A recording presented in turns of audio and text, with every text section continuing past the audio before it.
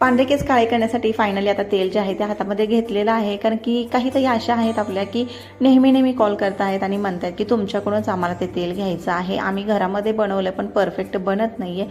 आणि त्यामुळं मग विचार केला की एका ताईने बघा 6-6, 7-7 वेळा कॉल केलेला आहे आणि त्या वाट बघतायत. मग विचार केला की इतकी वाट पाहायला लावणं पण ठीक नाही आहे, म्हणून म्हणलं की त्यांच्यापुरतं तेल जे आहे ते बनवून द्यावं.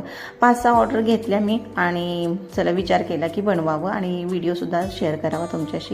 बघा हे जे तेल आहे ताईंनो, हे तेल कोणावरती रिझल्ट देतं.